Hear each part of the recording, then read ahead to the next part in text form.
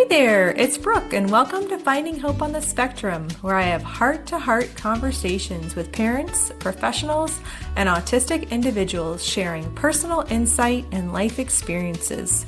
Together, we dive deep into supports, programs, and stories that offer inspiration, insight, and most importantly, hope for the neurodiverse community.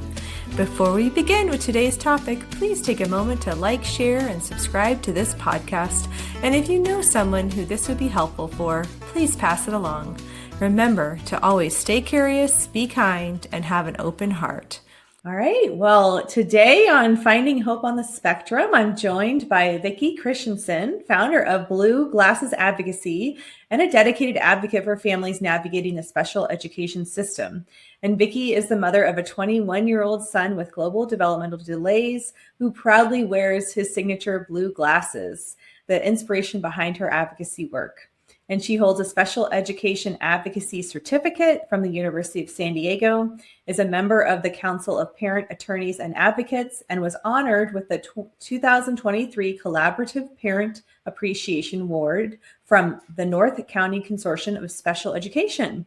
Through Blue Glasses Advocacy, Vicki helps parents better understand their rights and confidently navigates the IEP process, offering practical strategies to build collaborative relationships with schools and ensure their children receive the support they need. A much needed support out there. So welcome, Vicki. It's great to be here. Thank you, Brooke.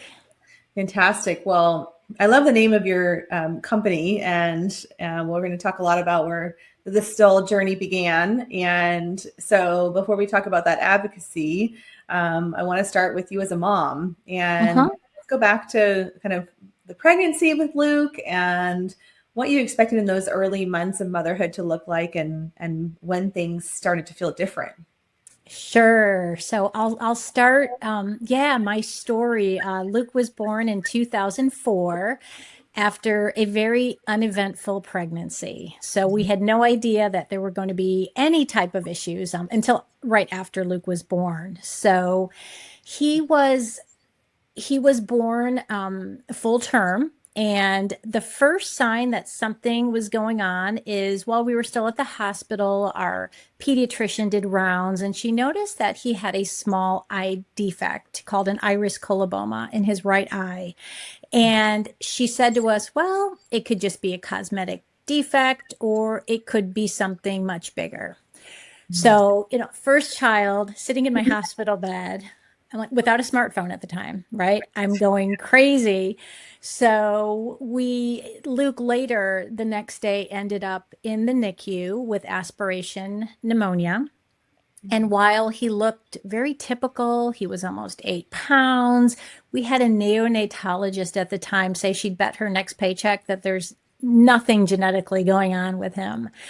And he just looked like a healthy little baby. And he was huge. He was in the NICU and he was like by far the biggest baby there. And we brought him home. We did learn at that time that his eye defect was purely cosmetic, but we did some genetic testing. And after we had been home for about a week, we got a call from our geneticist who said that he has a very rare chromosome disorder. It's a partial trisomy of his 14th chromosome. And this was a world-renowned geneticist who said she has never seen this particular chromosomal disorder before. Wow.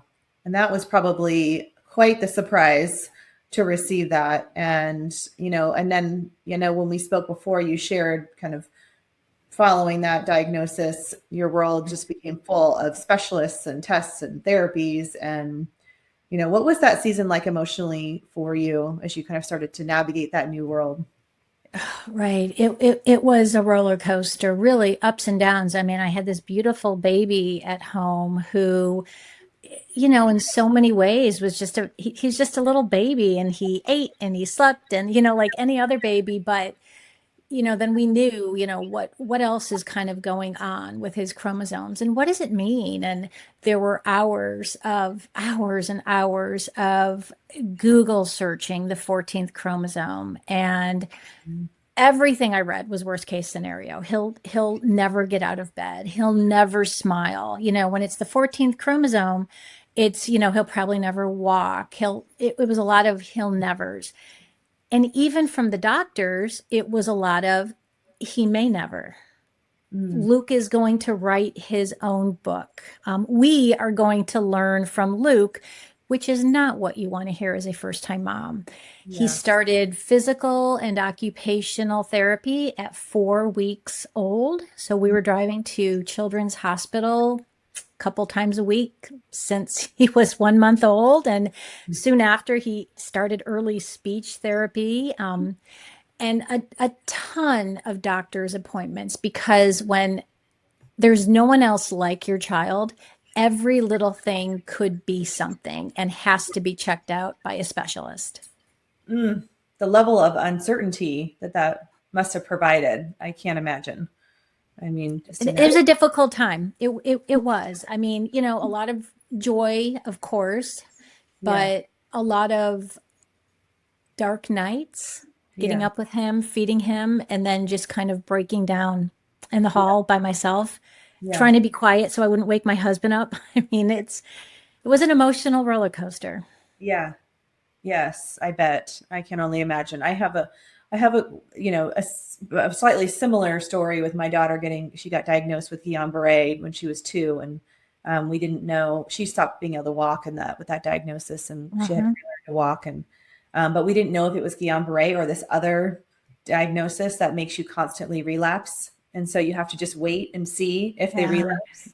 And so 2-year-olds, they fall a lot. So, and if that could be a sign, or it could just be that they're 2. And so, I can relate to that feeling and just the heaviness of that time. And it's, it's something that shapes you for sure. And certainly shaped your life. And absolutely. Like, thinking back on that, what do you wish someone had said to you during that early overwhelm? I think the thing that stands out most is just how isolated I felt, even with supportive family, even with good friends who most of were raising typical babies, of course. A very supportive husband and people that I could talk to. Early intervention. I mean, I had regional center, like the Department of Developmental Services, coming to our house a couple times a week. I had a lot of people around me, but I felt extremely isolated. And I wish that someone could have connected me to other parents even earlier who were walking, I mean, not the same path, of course, because Luke's diagnosis is rare, but any type of difference or neurodivergence, and parents who are experiencing a different path than the one that they had imagined. Yeah. I think that's so important. And, I think we've come so far in offering these kinds of supports now, but back then there probably weren't very many opportunities to connect with other families.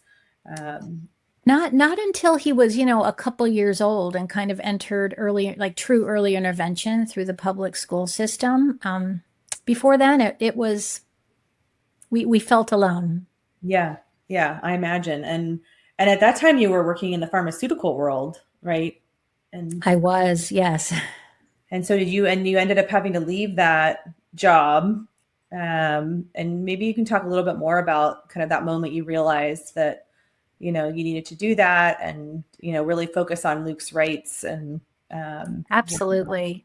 Directly. So I had worked for a pharmaceutical company for years. I had my whole career path planned out. I mean, I knew exactly how it was going to go, right? And I had a very, very understanding manager at the time. So I was able to work part-time for a few years. And then when Luke was, I think he was 5.5 or 6, I was sitting in an IEP meeting. He was in kindergarten. And I remember just sitting, it was funny. I was at a miniature size, preschool table and all these little chairs. And I kind of got a chuckle. It took some of the pressure off. And I was just looking. I mean, Luke has a big team because he's affected in every way possible. So he gets every service available. and we had about 10 people in the room. And I was just looking at everyone thinking, well, these are really nice people. And I was doing a lot of agreeing and nodding yes, and leaving the meeting saying, well, I hope they know what they're doing, Yeah. because I don't. And I Yeah. realized, wow, I really need to educate myself on school and IEPs and on Luke's rights and my right as a parent. And it was right around that time I took a certificate class at the University of San Diego, a certificate in special education advocacy that was primarily taught by a special education advocate. And it explained just that, the history of IDEA, what an IEP is, what that means for your child, Yeah. writing the IEP versus implementing it at school. And after I took, it was about a 3-month course, I ended up taking one of their internships and advocated with a number of other individuals out in the community. And from there, I decided that I was going to leave the world of pharmaceutical sales and advocate for other families.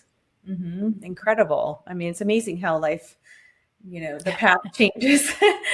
Not what you expect, but what's meant to be. Yeah, absolutely. And I mean, it was over 15 years ago. So I've been a professional advocate for over 15 years now. And for the past 5 years, I've had my own company, Blue Glasses Advocacy. Yeah, I love that. And what an incredible gift now. I mean, you are able to have the knowledge and expertise, but you also have the lived experience, which makes it really unique for families to receive your support. I So, hope so. And I think so. And I tell my clients I am a parent, and the way I advocate is always student centered. That's where we start. It's not us versus the team. We are all part of the IEP team. yeah, And I always make sure that the child, even if they're not physically present in the room, they are present in some way. And we are using their name and we are talking about what is in their best interest.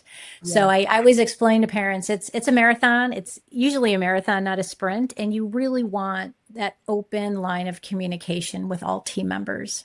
Yeah, I love that. I think it's so important because IEPs can be so stressful and overwhelming for families and, definitely benefit from having somebody like you there to support them through that process and keeping the focus, on the child as the forefront. And, Yeah. that can be tricky, and those a Mhm. lot of play in those meetings. And I know we'll talk a little bit more about kind of some of your styles and recommendations for those things and building that positive relationship with the team, Mhm. that it can be done. Now, you've been doing this for 15 years.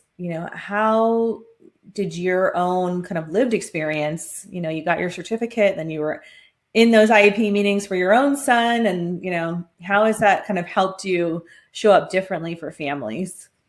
Well, I think the biggest thing at this point is my son is 21. So I've been through preschool, elementary school, the dreaded middle school, high school, and now he's about to finish up with adult transition. So, and he's been in every placement. He's been in general education classes. He's been in like extensive support needs classes. He's Mhm. been in more of the kind of mild, right, classes. Students are a couple years maybe behind grade level. So he's been everywhere. Like we've tried everything with him. So I think my lived experience is pretty broad, and Yeah. I hopefully can, and I do. I help parents really through every preschool up through adult transition and possibly even transitioning into college. Amazing. Incredible. Mhm. I mean, that is the full spectrum of offerings. Yeah, it's so cool too to like, think back, like especially the families I've started when their students were young, and then like to see how the growth, right? And how Mhm. much those supports and services really helped them like access their education and progress, and to see like them go on to whatever it is they're doing after school is it's really cool. Yeah, it's so rewarding. I love that. Hmm. I love it. And now you also have your son Everett, who's 17 and has Yes. ADHD and an IEP. And so Yes. about that. Now you have another another child that needs support, but in Mm-hmm. different ways. And, that's expanded your experience even more. It sure has. Everett was first kind of identified in fifth grade. And I remember going in for a meeting, and the principal and the teacher said, "We think Everett might need a 504 plan," which of course is just accommodations. It's a general education service. And I remember thinking, wow, like, shame on me. Like, I'm a mom, I live this, I'm an advocate, and I just didn't get it. Like, he always got okay grades, but they're like, he's just a daydreamer. He just getting his attention. It's really difficult. And of course, sometimes, what we see at home is so different than what teachers see at school. So I Yeah. think that's what was happening. And we literally had that meeting, and the next day, it was the pandemic. And so school shut down. And he did virtual learning for a year and a half. It worked really well for him. So he went back in seventh grade, so middle school. Mm. And within like a couple months, I get a call from his English teacher who said, "Did you ever think about a 504 plan?" And I told her the story. And so we did. We devised a 504 plan. It worked. It was enough support through middle school. And then Everett started high school, Mhm. and everything fell apart. And Everett's a very, his testing, he's very intelligent, but his, school is very difficult because of the inattention, and because of he has issues with auditory processing. So sitting in a classroom of 30 students, Yeah. as the academic rigor increases in high school, Right. he fell apart, and within a few months he was failing a couple classes, and like, what is happening? So we had him assessed, and he did qualify for an IEP, which has been very helpful. And Yeah. just the process of sitting down with his teachers and hearing from them what they're seeing at school. I had one teacher who said, "I literally am talking to Everett one to one, and he's looking at me, but I could tell Yeah. it's just not sinking in. He's not hearing me or retaining." Mhm. So how it was explained is that through middle school, he had coping strategies. He's intelligent, and he was able to compensate up Yeah. until a certain level, and that Yeah. was ninth grade. Mm. And one of the most concerning things about that time, aside from his grades, was that his school confidence was clinically significant. Yeah. And he just felt like, he told me, he's like, "I'm not smart. My Mhm. friends get better grades, and they don't work half as hard as I do." Yeah. And we had a great team at school, but also an amazing outside psychologist who explained it to him. And he listened to her because she's not mom. And she said, "Everett, school will always be hard for you. You learn differently." And she explained why. Mhm. And she said, "But you're going to do great in life." And this is such an important message, I think, for students who struggle in that way, which are Yeah. so many students who have IEPs. They Yes. learn differently, and traditional school Mhm. may not be the best for them, or, the best learning style for them. And she Right. said, "But you're going to do great in life. You are a hard worker. You are intelligent. You just need to figure out what you want to do, and you'll do it well." But it was that piece of her saying school will always be hard, and your friends may not have to study as hard as you do. It's not fair, but that's the truth. And he listened to that, and it really helped him. And Yeah. he feels smart now. He feels, he does work. He has an amazing case manager at school. He has an outside tutor for algebra, and he knows he can do the work. He just has to work pretty hard at it. Yeah. Absolutely. Yeah. And just having that self-awareness and that understanding, school is really, it's a finite period of time in life. And there's so much Yeah. more in life than just Yeah. school. And school is important, but also, we have the whole future ahead of us. And there's so much work Right. there. It's so important for students to know that, but even as parents, like, I got very wrapped up for like in ninth grade about the grades, that I think at first I wasn't paying enough attention to like the social emotional part. And Mhm. then when I saw his like those clinically significant ratings, I woke up, And I Yeah. said, okay, we need to take a step back and let's get you some support, right? And his IEP, he has a directed studies class, and he works a lot on organization and planning, and Yeah. he's doing well. He Yeah. is with Amazing. those supports in place. Yeah. Yeah. And those will probably be life, skills that he's learned that, will carry him into life. Yeah. And, I mean, that we all benefit from those kinds of supports too. We do. I was telling him, he's like, well, I'm not going to have accommodations in life. I'm like, Everett, you know how I use a Post-it note every day and I write down the things I have to get done today? That's an accommodation that I have created for myself. I Yeah. go, you will learn, like you're learning strategies to accommodate yourself however you need it in life. Yes. And he might have a leg up because he's had so many opportunities to learn these skills. Some kids don't, and then they have to learn, Yeah. and they're on their own without their parents around. So, Right. Very true. Very true. so yeah. And I'd love for you to share the difference just real quickly, because you've mentioned the 504 and the IEP, and what is the difference between the two for those that are not as familiar with these terms? Sure. So I'll start with the 504 plan, and it's a general education service, and it's accommodations or supports. For example, preferential seating, being able to sit closest to instruction is an example. An Mhm. extra day to finish assignments, testing in a separate, like a quieter location. Those are some pretty common accommodations, but there's a lot of them. And what that does is it allows a student with a disability to have equal access to the curriculum. So you Mhm. are not changing what a student learns, you're changing maybe how they learn. Mhm. But all, grade level, all standard based work. Okay. Sometimes I like to give the example. I had a friend who her daughter was hearing impaired, so she was able to. The class had like an amplified like microphone for the teacher, so it's Mhm. just giving access right to the curriculum.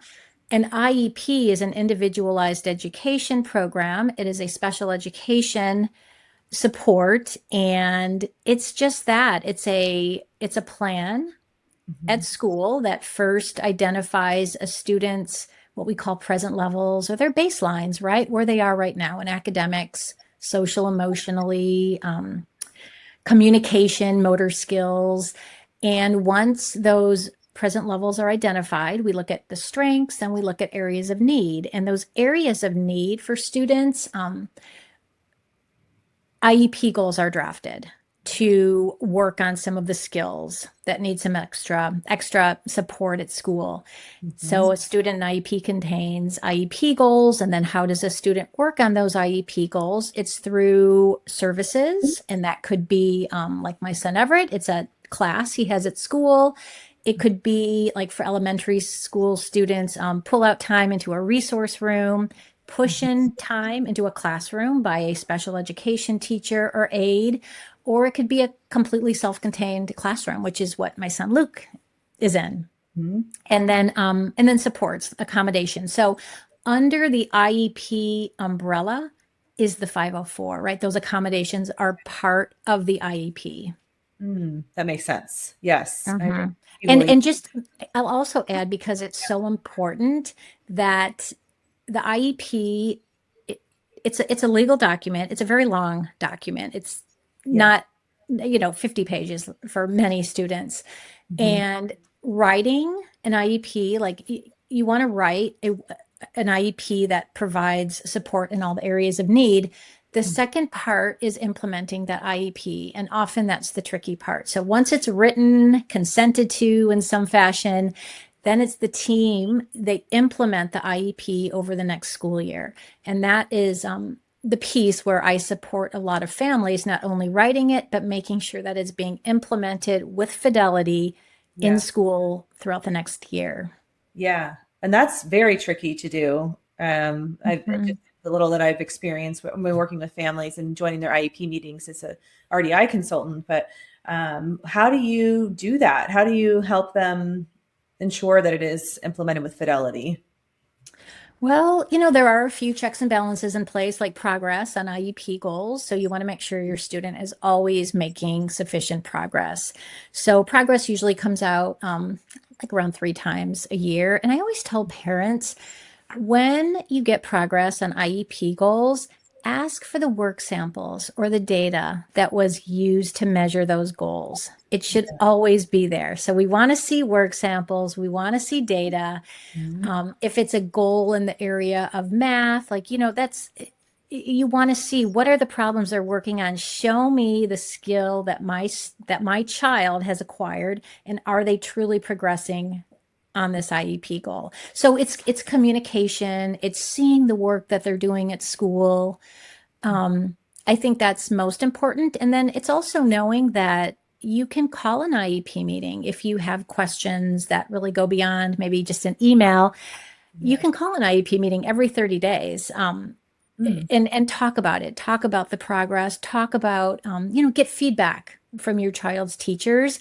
It gets trickier to implement in middle school and high school, definitely, because there's so many teachers, right? Every student has like 5 or 6 different teachers. Yes, absolutely. No, I think that's really great advice. And you can really see it when you see those work samples. You can see what they're referring to, and the quality of the work and the quality of the responses, and get a better idea of what they're referring to. Yeah, absolutely. And let them know in advance that the expectation is to see that. And it's not asking anyone to do any extra work. It's just you want to see you want to see what they're doing, and specifically what was used to measure the IEP goals.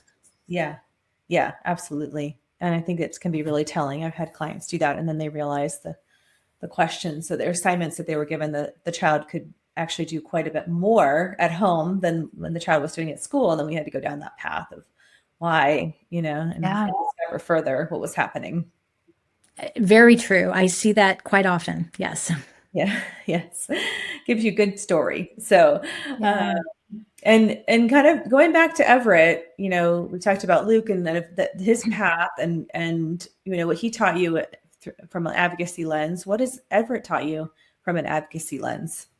I think the first thing he's taught me is that anytime you're like, I call it your gut, but your intuition is telling you that something is not quite right, talk to the school about it, right? Like thinking back in elementary school, like, yeah, maybe there were some issues with reading. Like maybe I could have asked more questions early on. And I heard a lot with Everett before he was assessed. Like, he's passing all of his classes until he got to 9th grade. Like, yeah, we're concerned about the attention, but he's passing all of his classes. And, you don't want to only look at grades, because what I realized is that I was giving him so much support at home. And not that I would ever take away that support, but is he truly learning at school? Or is he doing, which is what he was doing most of his learning at home after school. Right. And so honestly, we both hit our ceiling in 9th grade, because I also I could only teach math up to a certain level, but it's just to, trust your gut. If something doesn't seem right, call a meeting. If there are concerns, request that your child be assessed. I would recommend, if you really do have concerns that they are falling behind, they're not at grade level, have them assessed. This show is brought to you by Therapeutic Approach to Growth. Therapeutic Approach to Growth helps families with relationship and behavioral needs. Their holistic programs are individualized to honor and respect each family and their autistic son or daughter's sense of self through programs such as relationship development intervention, naturalistic ABA, and animal-assisted services. If you're finding yourself frustrated or discouraged with your current behavioral programs and would like to see more long-term meaningful growth for you and your family, then contact TAG today at www.tagforgrowth, that's TAGFORGROWTH.com, to learn more about how to schedule a consultation or how they can offer you the help your family needs, whether in person, remotely, or in a school setting. Again, that's www.tagforgrowth.com.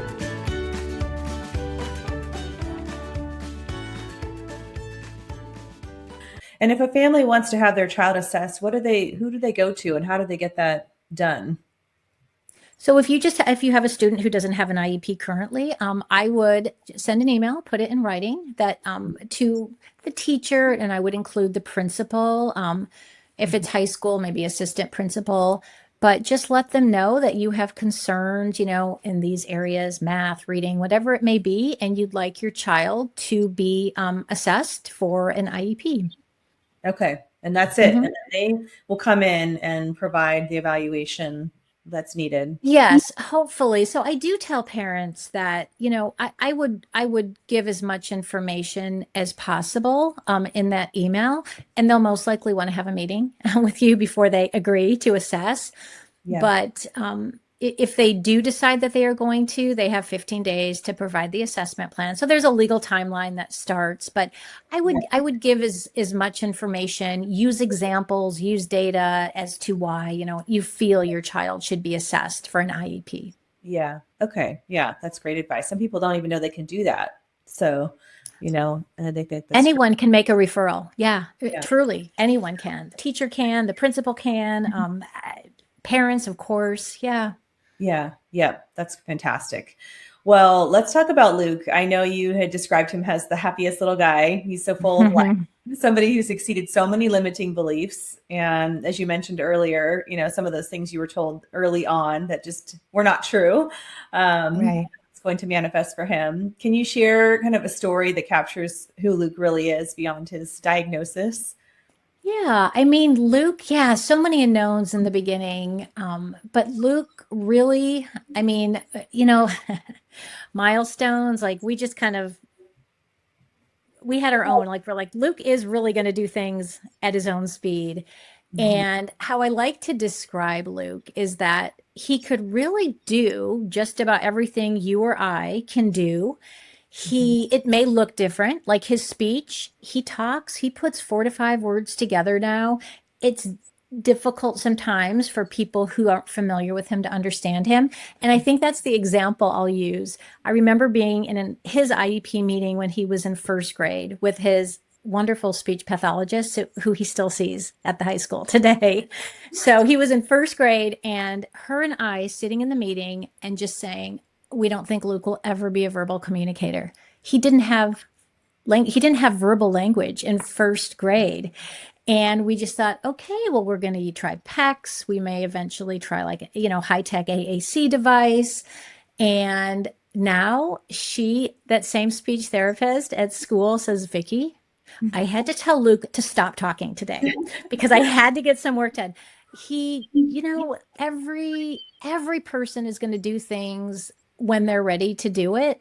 Yeah. And he walked at 4.5. He started like really having verbal language, like maybe second grade. And most doctors will say, if they don't do it by this age, chances are it's probably not going to happen. Well, he has just defied all of that. And he walks, although, his gait we have to be careful, right? He could fall, but he does walk. He's ambulatory. Yes. He talks. His receptive skills are so sharp, and he has an amazing memory. I mean, literally, like when they did standardized assessments, he was in the average range. So, like that's compared to typical peers. He has a very strong memory. And I always tell teachers, like, talk to him or anyone who's with him, talk to him like anyone else Yeah. because he understands everything you're saying. He has trouble with expressing himself, but he understands everything that you're saying to him. And everyone is Luke's best friend. Like he's never met a stranger. I mean, what a wonderful way to go through life, right? I mean, that's what he's really taught me, that, and also just hard work pays off. I mean, Yeah. he is the hardest working little guy. I mean, and he doesn't complain. He just does it. Yeah. Beautiful. Yeah. I mean, Uh-huh. there's so many qualities that we could all benefit from, in Uh-huh. his, personality and his tenacity and his story, just it's a gift in so many ways to just have that happiness and that joy and that strength that he has. Yeah. It is. And he does have challenges. I mean, his self-care he needs a lot of self-care. He Mhm. really does need help, like physically. Yeah. Um, to do just about everything. Yeah. So he Yeah. works hard, he could do things, but he does require a lot of support to do most things. And it's interesting because about a year and a half ago, he started doing an internship through adult transition program at a retirement home. And what we've learned about Luke is that he loves helping others. I think because he's always gotten so much help, he loves to go, like if it's the students in his classroom or if it's some of the people in the retirement center, like he'll try, with some support, push their wheelchairs. He Mhm. loves helping other people. So it's been pretty cool watching him have the opportunity to help a Mhm. friend. Yeah, that's incredible. Amazing. And I know you mentioned when you were just sharing that, like the he's at his own pace. And I think that's such an important message too, that Yeah. we don't want to give up on our kids. We want to know that, the possibilities are endless and they're just going to develop at their own pace. Yeah. And it's another thing I tell parents. It's like, again, it's that intuition, right? It's your gut. If you think they can, keep working toward it, right? Because I know that's one thing I struggled with early on is how much is enough, right? Like physical therapy, occupational therapy, speech therapy, different types of speech therapy, Yeah. social groups, like how much is enough? Like, where do you say, like, okay, we've done it, we've tried it, we've exhausted this? Because Yeah. when you don't know, when there's so many questions, which is the case for, even people with, I mean, ADHD or autism or any sort of disorder, anyone who's neurodivergent, there are always a lot of questions. And, how do you know you're doing enough as a parent, right? Yeah. I Yes. struggled with that a lot. I think most parents do. It's a constant, decision that you have to make. And, sometimes it's, deciding, what's enough and then realizing sometimes it's too much. Yeah. And you need to slow down and, and kind of evaluate what's really effective and what's working in that moment. And maybe you come back to things. I've had families pause Right. things and come back to things and being okay with that, because then there's, guilt Hmm. that too sometimes. But Yeah. you know, we like to in RDI at least we like to really kind of slow down and take a look at, is everybody really getting their needs met in a way that they can be successful with whatever they're Yeah. doing, you know. So Yes. I like that. Yeah.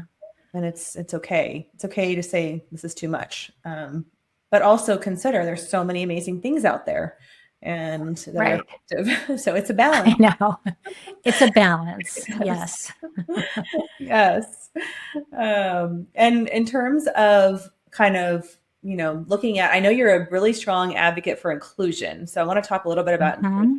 and your work in the Sure. community and, what does meaningful inclusion look like to you? Not just on paper, but also like playing out in the classroom and in the community. Right. I think inclusion. So, I usually start by saying like inclusion is more than being in the classroom, right? It's, I'll start with elementary school because our school district, and I've helped, um, we have some amazing parents who have advocated for compassion days at all of our elementary schools in our district. And it's such a great opportunity for other students and their families, right? To not only understand, so they'd have booths. So, like, you could be looking in a mirror and you have to write, what you're seeing in a mirror. So, they might have a better understanding of what it's like to have dyslexia or learning disability, or Mhm. a station where they have to write with oven mitts on, and so fine motor skills. And so it really creates this kind of collaborative, a great community early on. So we've had the benefit of having that in our district. And to me, like, so Luke started inclusion in first grade, and it was a little bit of a bumpy start because we came from a different district. But what I expected is if he's going to be in a general, so his primary placement was in a like an extensive support needs day class with almost half the day in general education. So I think inclusion is that student having a desk in the classroom with a name tag. They are on the class roster. Yeah. The work that they do in the class aligns, right? Like it might need to be modified or accommodated but it aligns with what the rest of the class is doing. They are called on. Maybe they answer with a device, right? But Right. they are a student in that classroom like everyone else. And the Mm-hmm. beautiful thing about elementary school is that the students are so young, and a lot of those social hierarchies, at least early elementary school, really haven't formed yet. And it's a great opportunity to teach students like how to speak to our kids. Like I always say, like, there's no wrong question. If you have a question about Luke, ask him, ask his aide, ask me. Sometimes a high five or a nickel is Yeah. great. Like just acknowledge, because so Yeah. many students, if they don't know what to say, even with the best intentions, they don't say anything. So I Mhm. always say, like, just a knuckle, or learn something about them. Like, there's this one student who was one of my son's peers and he loved the Lakers. So like tell people, like, ask him about the basketball game, like it just teaches community. And so that to inclusion, that's inclusion to me, right? Where you are just like any other student in the classroom. Yeah. Um, and there's always, and I always tell parents and teachers, there's always those students in the classroom who are amazing peer buddies. Find them.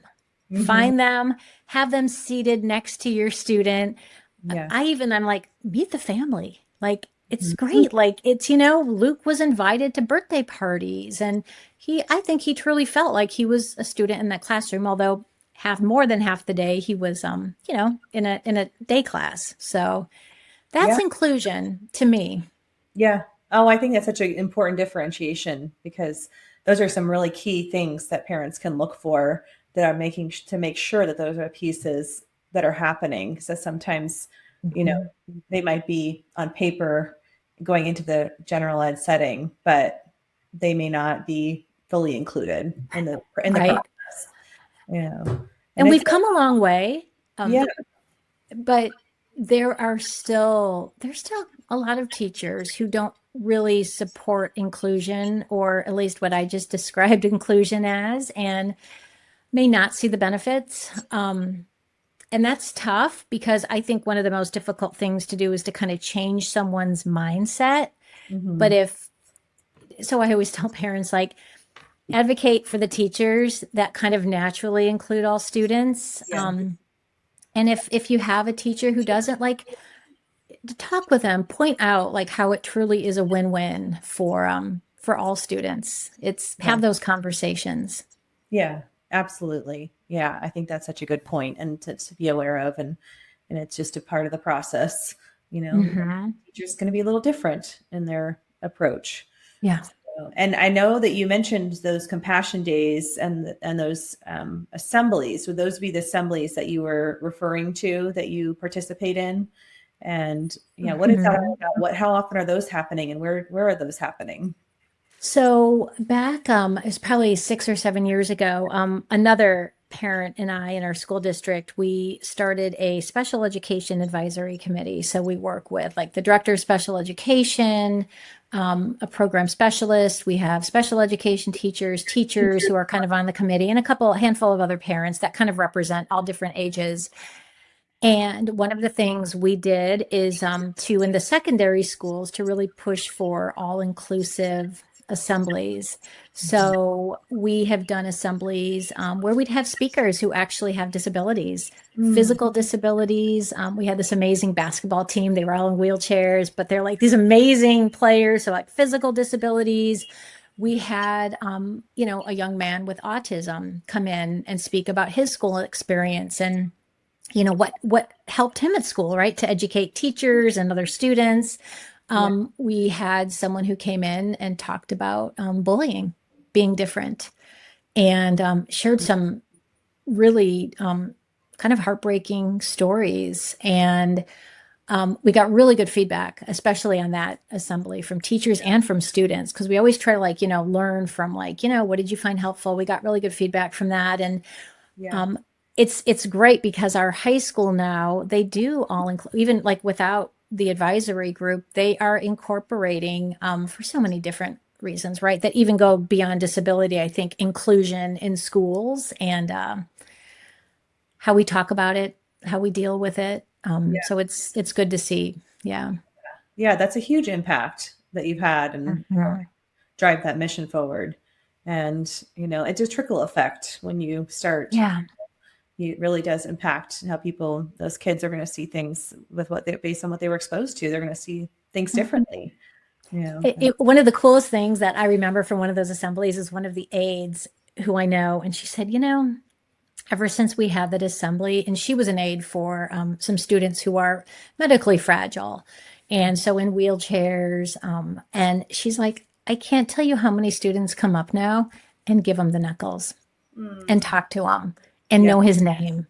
Yeah. And just because they realize like, oh, that's all I have to do, right? Like, I want to talk to him. I want to get to know this, whoever the student is. And now I've got some language and some skills on how to do that, because I believe there's so many great students out there, right? That just need to be taught. Totally. Yeah. And that is such a concrete thing that they can do. That's also very socially appropriate and accepted. Yeah. And Oh, yeah. it's just such a great little tool. I mean, that alone is huge. And that feels good. They feel good, and they get that opportunity to feel good that they're being kind to somebody else. It's a win-win. I believe it always is. Yeah. I do. Yeah. 100%. Yeah. Absolutely. Well, let's talk about your book. So, okay, you have this book. I can see it behind you. The Neurodivergent Parenting Journey, a memoir and handbook. So I love this combination. And let's talk about, why you felt it was important to combine these two ideas of a memoir and a handbook. Sure. So, I thought about it when you asked me early on in this interview about, what I wish I knew early on. And I think the reason I wrote this book is for parents, right? Like what I wish I had 21 years ago, and hopefully a resource. So I did. I wrote it as a memoir and also as a handbook. So I start and I write in kind of like real, raw, like very authentic. Like I don't sugarcoat things. Like this is how it is. And with some humor too. And so I tell the story. It starts with before Luke was born, and it goes up into him entering adulthood because we've had him conserved. He's about to age out of the school district and enter a whole new world of day programs and community-based jobs and volunteer experiences. And then I also touch on siblings, right? Because, Everett, although he's neurodivergent, he, the experience he had, I think, having a brother with pretty severe special needs. I touch on marriage. So I share the stories, like my lived experiences. And then each chapter after the story, I give what I call a love lesson from a mom. And it's just kind of some tips or some practical takeaways from that season of life. I love that. I think that's so fantastic. And you have the full experience of all of these different chapters of life and the navigating through, all these things that have been presented to you. And I love that you went through all those pieces, because everything you just mentioned are things that, all of our families we serve kind of hit at different times and have challenges at different times.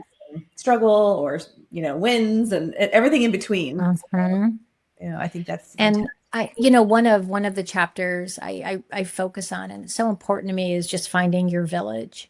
And how do you find that village? And I try to reach a large audience. So I think about single parents. I think about parents with very limited resources, very little time. And how do we find our village, right? And it looks different for everyone, but it's out there. Like our specific village is very small for Luke.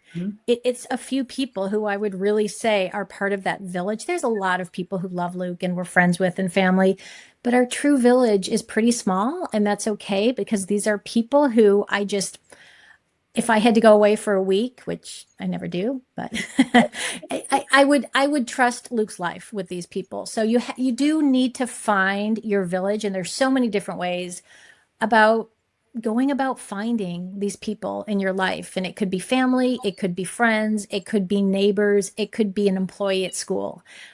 Yeah. But everyone really, to me, it's you have to take care of yourself also. And so finding these people who can help you and help your child is very important.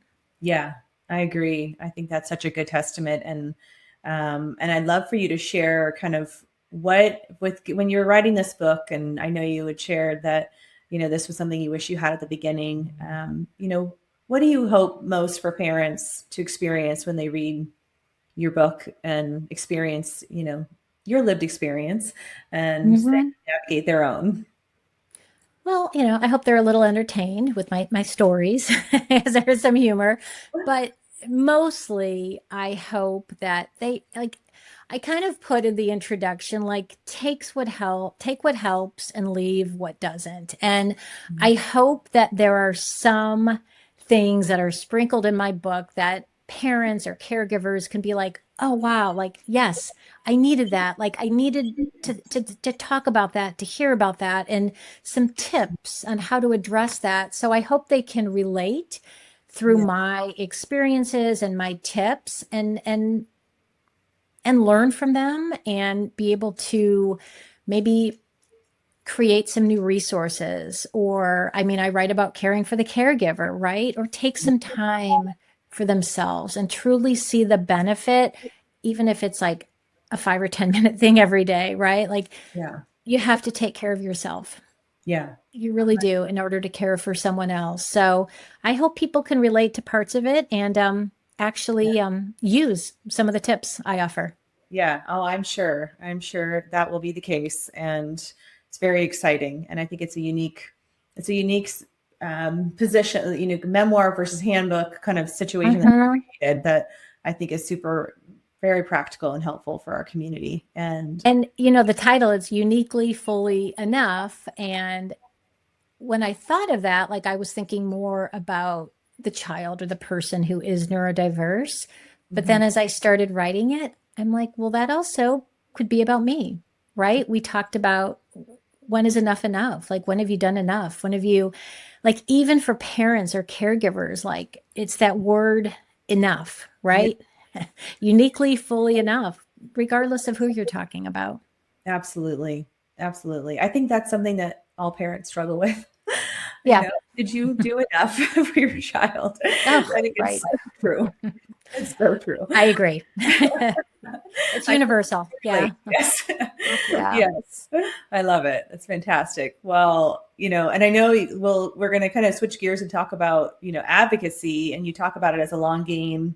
And, what does that mean for parents who are exhausted and burnt out and or feel like they're in a constant fight? Yeah, well, I mean, there does come a point where a lot of parents be like, maybe I need to bring a friend in, maybe I need to bring an advocate in. Mhm.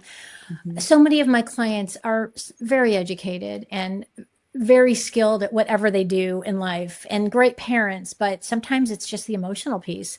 Sometimes it's like, I don't even know like the acronyms that they're using. Like it's a foreign language to me. So for whatever reason, this just isn't what they do. And I think if parents are feeling overwhelmed or if they're feeling that they're not being heard or that their child isn't getting the support that they need, yeah, there are times that you might have to talk Mhm. to an advocate, maybe bring an advocate to a meeting. Yeah. Yeah.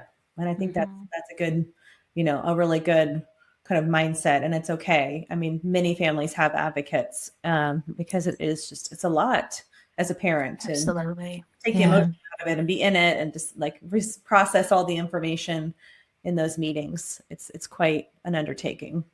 It's a lot. And, while the IEP is, I always say it's kind of like a marathon, usually some students do age out of IEPs, absolutely. But a lot of students will have them while they're in school. But, having an advocate, I don't think doesn't looked at like this is a long-term thing. I mean, I have a lot of clients who I go in, I review records, we plan for the meeting. I always try to like, especially if it's contentious, like try to like communicate with the team, like send some of the concerns ahead of time. Like, let's set the stage, let's be efficient in this meeting. Yeah. And we get through things. Maybe, they're happy with the outcome, getting some more supports or services. And then I don't hear from them. Yeah. Maybe for another year. I have a lot of very regular clients. Anytime there's a meeting, I go, but that's not always the case. Sometimes you're just stuck, right? And sometimes it's more communication, just parents aren't being heard. And I've Mhm. worked with so many amazing educators out there, Yeah. but sometimes even the best teachers, like, they do this day in and day out. Hmm. IEPs, right? They're in these meetings all the time. And Yeah. sometimes I think they forget that, like, first of all, we're talking about their child, and you need to back it up sometimes and really Mhm. explain what this means to parents and why we're sitting here and what this is going to look like at school. Yeah. Yes, it's so true. And I can see it from the both sides of the educator who's just in meetings. I have a friend that's a special education teacher and in the Solana Beach district. And, she's described it where it's just like meeting after meeting after meeting. And it's just like, I can see it from that perspective as well. And I can see it from the parents' perspective too. Yeah. It's not easy sometimes on both ends. Yeah. It's not. And it's very often communication. I'd say almost always communication plays a piece Hmm. by the time I get involved. And so I think just hearing the parents, making sure we're all using like effective language in a meeting, Yeah. um, it makes a big difference. Just starting with that. Yes, it's huge. Absolutely. Mhm. Absolutely. All right. Well, now that Luke is aging out of the school system and entering into adulthood, you're into the new experience. Oh yeah. You mentioned conservatorship, and that's a whole other thing too. Yeah. To learn. And is that something you help families with as well? And what has that experience been like, that transition? So I specifically with conservatorships and that, no, but um and really I don't specialize in life after school. Um Okay. I do point them in the right direction, but even for Luke, so he's aging out in June, and we're trying to set up day programs and just, having an aide to go do volunteer work out in the community. And I mean, they're not called advocates, they're called independent facilitators, but they are my advocates for life after school because just like parents in IEP meetings, I don't know what I don't know, Yeah. what's out there, what's available. So there's some great consultants out there that have helped my Hmm. husband and I like understand what is available and what life can look like for Luke, and taking a lot of the skills that he's learned in school and now applying them to volunteer positions, supported work, just having fun. Like, we feel very strongly we live in Carlsbad, which is a, relatively like small kind of village community. Yeah. And um, we want people to know Luke, like know who he is, do some volunteering in the village area, go to the library, get to know the librarians. And Yeah. we want him, it's like inclusion, and it's a community inclusion. Yeah. 100%. Yeah. Yeah. That's fantastic. And I didn't realize there's Mhm. specific people that just specialize in advocating for that stage as well. So, There are, and specifically for clients who, like, their students didn't get the diploma, right? So they're on the certificate of completion track, yeah. went through adult transition, and now we're getting services for a day program. Yes, there are. Okay, fantastic. That is so great to know. Uh, Mhm. well, if a parent is listening right now, newly diagnosed, overwhelmed, kind of unsure what to do, what do you want them to hear from you today? Yeah. I mean, I'd say, like, I hear you. I've been there. I know you feel alone and scared, but I would try to connect as early as possible with other parents, and it doesn't have to be the exact same diagnosis. But Yeah. if you truly are not connected to others right now, ask your doctors, ask your nurses. If your child is in therapy, like they haven't started school yet, ask any professional, ask your neighbor. Like, so many people are connected in some way, shape, or form, or know someone who has gone through, being identified early and with some sort of, delays. Find find a parent group. Yeah. Find your people early on. And if your child is in school, well, then that just opens up so many new people that you can talk to, right? I think that's really important. That's when I first, I remember Luke was, I think he was 2.5, and I was through early intervention through the school, it was a parent group, and then our children were in the room next door. And it was the first time, we were sitting in the circle, and I met, so many people who I still call friends today. And our children are older now, and it was down in San Diego. And I was like, oh my gosh, there's other people who are living a similar life to mine right now. And I just didn't know that.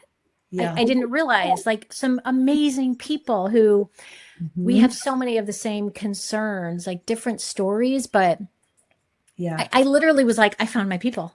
Yeah. And it took such a weight off my shoulders to just know that that's out there. And so, if your child is young, reach out to early intervention groups, just ask, because there are resources, and most pediatrician offices, they do have those connections to early intervention type groups and people. Yeah, absolutely. And Facebook these days, I feel oh yeah, ways to search for those kinds of things too. And it could be, that's an excellent point. Yeah. Yeah. I love that. I think it's such a testament to, we all need community, and we all need to feel that we're not alone. And whether, we have a connection or we're not the only one that's experiencing these kinds of challenges. And, that just is so therapeutic. And so I love that. That's fantastic. Well, let's talk about how people can find you and your book and your advocacy work. Certainly we may have families in San Diego that are looking for support. So what's the best way for people to reach you? Yeah, well, my website is blueglassesadvocacy.com. And I offer a free 30-minute phone consultation to anyone. So you could sign up for a consultation on my website, and also just read about me, my experience, the different services that I provide. I also have a blog, which probably needs to be updated a little bit, but I have a blog that gives some advocacy advice on my website. And then I also am on Instagram at Blue Glasses Advocacy, and I do pretty regular reels on experiences I've had with students, right? Things that I continue to learn, and I share advocacy advice in different types of reels on Instagram. And then my book, it's actually going to be out next Monday, so March 16th. And easiest place to get it is on Amazon.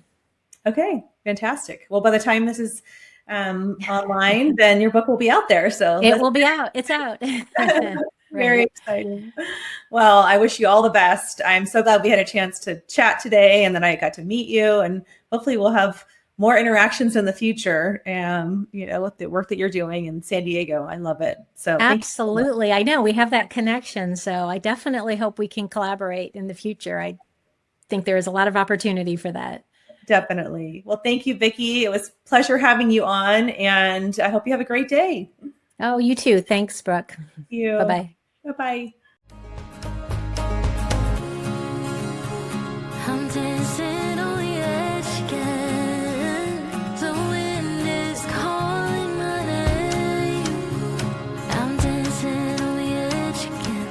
This time I'm not looking back, babe. You can change me, you can tell me down. I'll leave echoes in every place I find.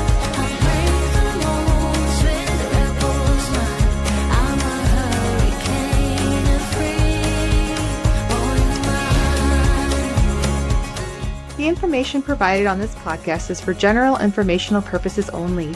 The content shared is based on the experiences, opinions, and perspectives of the hosts and their guests, and should not be construed as medical advice, diagnosis, or treatment recommendations. The discussions and topics covered are intended to foster understanding and awareness of autism therapies, but are not a substitute for professional medical guidance. Before making any decisions regarding therapies or treatments, we strongly encourage you to consult with a qualified healthcare provider who can provide personalized recommendations based on your unique circumstances. By listening to this podcast, you acknowledge and agree that the hosts, guests, and producers are not responsible for any consequences, damages, or outcomes arising from the use or application of any information during the show.